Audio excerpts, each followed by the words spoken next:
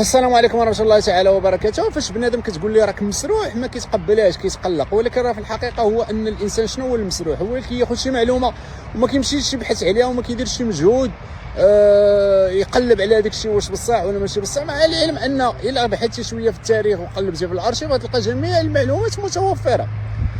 اول حاجه فين ما كنكتب على شي موضوع ديال المغرب الفاسي كيجيو عندي شي تعاليق، كلشي كيبدا يكتب لي والكار ما جاش من فاس، علاش الكار ما جاش من فاس، نسيتو خير المغرب الفاسي طاحت للدوزيام ديفيزيون، كيكتبوا لي بحال هاد التعاليق كتلقاوهم من جميع الجماهير. وهذا ضرنا منهم شي واحد سريحهم وباقي مسروحين. انا درت هذا الفيديو باش نقول لكم القصه الحقيقيه والمرجعيه التاريخيه، وبيان سور بالبحث في التاريخ باش نعطيو كامل المعلومات الصحيحه وباش بنادم ما يبقاش مسروح.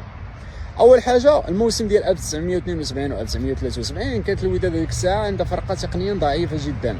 كان هذيك الساعه يلا بدايه الهيكله من الوداد مع الحاج مكوار، ديك الساعه شد الوداد ويلا غادي يوجد الفرقه ووجد لاعبين، ومن بعد وجد الفرقه التي لا تقارن. احسن سيزون ديال الوداد هي نهايه السبعينات لدرجه من 76 حتى الاواخر 79 الوداد سيطرت على البطوله طول وعرض. ولكن في بدايه السبعينات 72 73 74 الوداد كانت كتكون واحد الجيل واحد الفرقه، يعني تقنيا ما كانتش مزيانه.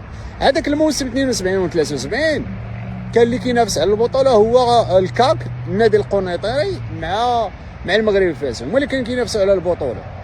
وشنو هو الاحداث اللي وقعت في هذيك لا سيزون؟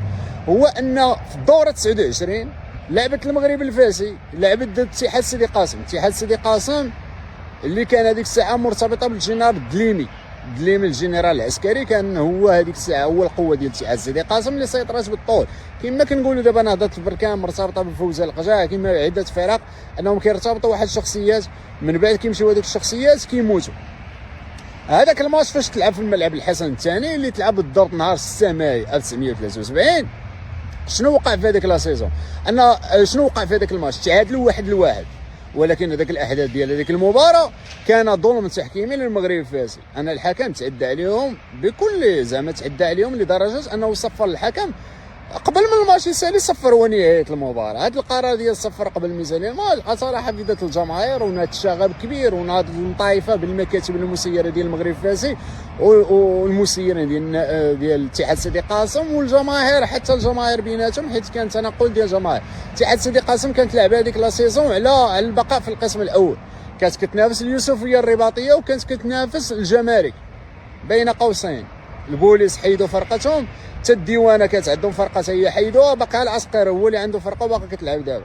جميع المؤسسات كاملين القوات المساعده هما حيدوا فرقتهم ودمجوها مع شباب المسيره وهبطوها من بن سليمان العيون، والديوانه حيدوا فرقتهم اللي كانت في هذيك لا سيزون كانت كتلعب، واتحاد الشرطه حيدوا فرقتهم. بقى العسكر اللي ما بغاش يحيد فرقتهم نتمناو شي نهار يفهموا راسهم ويحيدوا فرقه ديالهم العسكريه وحيدوها من البطوله المدنيه.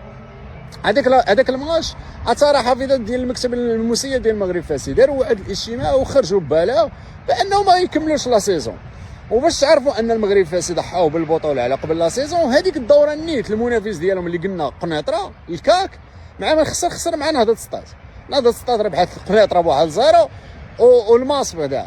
نظام التنقيط ديك الساعه ما كانش بحال التنقيط دابا، كتربح 3 نقاط تعادلتي نقطه خسرتي 0. هذيك الساعه كان كتربح 3 نقاط كتعادل ب2 نقاط، الا خسرتي كتاخذ نقطه. هذا هو نظام التنقيط في هذيك الساعه. دونك هاد اللعيبه ديال المغرب الفاسي راه كانت في الدوره 29 راه كانت هي الاولى فايته النادي القنيطري. يعني هو كون جاو لعبوا مع الوداد غير التعادل يكفي المغرب الفاسي بان دير البطوله غير بالتعادل، ماشي بالضروري تخسر. وهاد اللعيبه ديال ان الوداد خاصها تربح المغرب الفاسي وربحاتها بفورفي وتزادت لها نقطه، هذا راه شي واحد حمار مكلخ ما عارف مسكين، لا بغا كيعرف لا قانون الكره لا والو، حيت هادشي ما كاينش في قانون كره القدم في المغرب. ما عمر شي فرقه كتربح الفورفي 3 نقاط وكنزيدوها نقطه. هذا اللي قال لهم مكلخ، واللي مسروحين غير بنادم مكلخ لدرجه ان بنادم تعطيه اي حاجه كيسرحها وما مسروح. راه دابا حاليا ما كاينش شي فرقه كيعطيوها نقطه. كنديروا المعاقبه الفريق اللي ينسحب في حاله كنقصوا ليه، اما ماشي كنزيدوا الفرقه الاخرى اللي كتربح فورفي. دونك فاش ما جاش المغرب الفاسي داروا بلاغ رسمي نشروا بانه ما يكملوش لا سيزون. داكشي علاش هما جاوش ما لعبوش الماتش الاخير. والوداد كانت في غنى ان هذيك النقاط، حيت كان غير تعادل مع المغرب الفاسي كان غادي تبقاو اصلا الوداد واخا ما تلعبش هذاك الماتش بقات في القسم الاول، حيت هذاك العام اللي شكون اللي شد تنافس على البقاء نافذ اتحاد سيدي قاسم واليوسفيه الرباطيه وفرقه الديوانه. وكمعلومه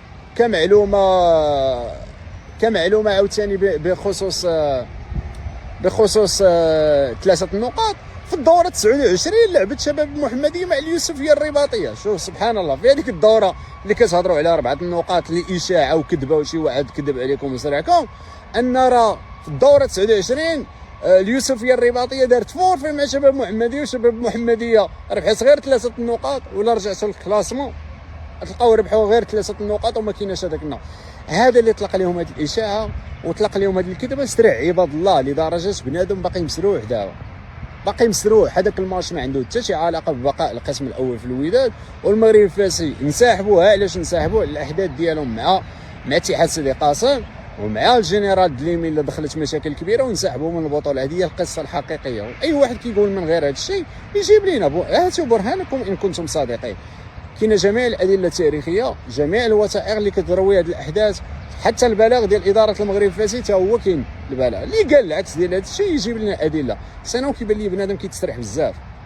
كاينين شي وحدين مختصين في نشر الكذب وبنادم ما كيبحثش، وبنادم هذا هو علاش كنقول مسروح. اللي مسروح هو اللي ما كيبحثش، هو ما كيعرفش هذه المعلومه وما كيعرفش يصفيها اللي عطيتيه ليه كيبلع، هذا كيكون مسروح حيت لا يفكر ولا يبحث. وما اكثرهم، والدول الناميه في هذه النوعيه بزاف كتعطيهم اي حاجه كيتنيقوها. تهلاو في رياسكم، الله يعاونكم.